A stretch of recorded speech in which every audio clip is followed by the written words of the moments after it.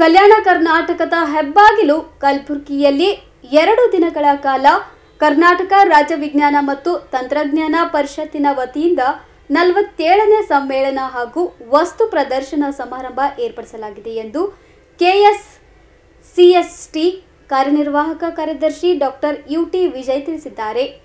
ಸುದ್ದಿಗೋಷ್ಠಿ ನಡೆಸಿ ಮಾತನಾಡಿದ ಅವರು ಆಗಸ್ಟ್ 9 ಮತ್ತು 10ರಂದು ಕರ್ನಾಟಕ ರಾಜ್ಯ ವಿಜ್ಞಾನ ಮತ್ತು ತಂತ್ರಜ್ಞಾನ ಪರಿಷತ್ತು ಹಾಗೂ ಶರಣಬಸವ ವಿಶ್ವವಿದ್ಯಾಲಯದ ಸಹಯೋಗದಲ್ಲಿ ಕಲಬುರಗಿಯ ಪ್ರತಿಷ್ಠಿತ ಶರಣಬಸವ ವಿಶ್ವವಿದ್ಯಾಲಯ ಆವರಣದಲ್ಲಿ 47ನೇ ಸಮ್ಮೇಳನ ಹಾಗೂ ವಸ್ತು ಪ್ರದರ್ಶನ ಸಮಾರಂಭ ಆಯೋಜನೆ ಮಾಡಲಾಗಿದೆ.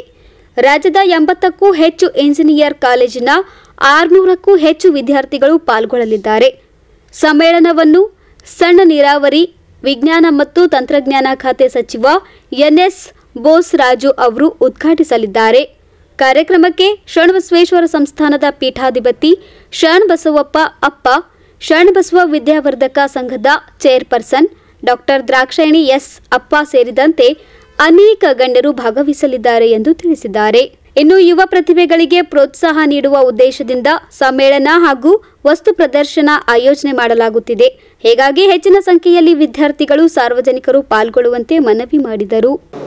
ಎಲ್ಲರಿಗೂ ನಮಸ್ಕಾರ. ಕರ್ನಾಟಕ ಸರ್ಕಾರದ ವಿಜ್ಞಾನ ಮತ್ತು ತಂತ್ರಜ್ಞಾನ ಇಲಾಖೆಯ ಅಧೀನದಲ್ಲಿ ಬರತಕ್ಕಂಥ ಸ್ವಾಯತ್ತ ಸಂಸ್ಥೆ ಕರ್ನಾಟಕ ರಾಜ್ಯ ವಿಜ್ಞಾನ ಮತ್ತು ತಂತ್ರಜ್ಞಾನ ಮಂಡಳಿ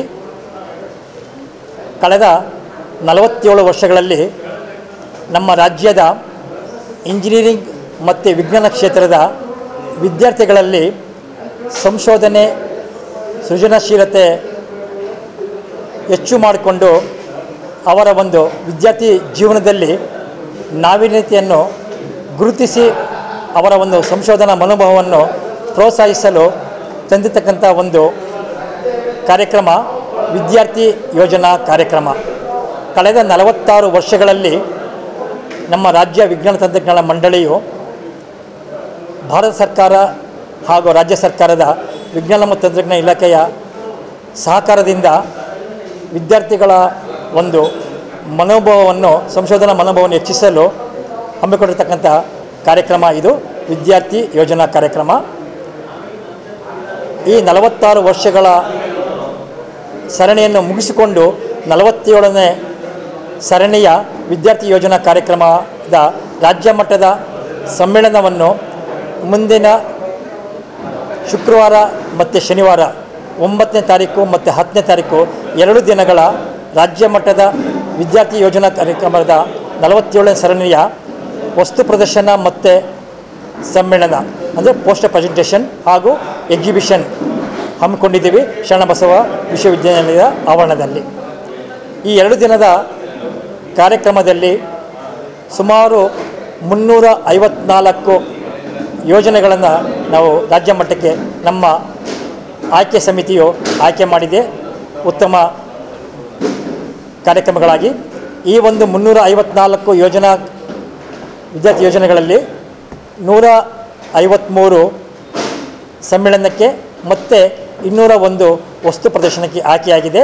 ಸುಮಾರು 142 ಇಂಜಿನಿಯರಿಂಗ್ ಮತ್ತು ಸೈನ್ಸ್ ಕಾಲೇಜುಗಳಿಂದ ಇದನ್ನು ನಾವು ಆಯ್ಕೆ ಮಾಡಿದ್ದೀವಿ.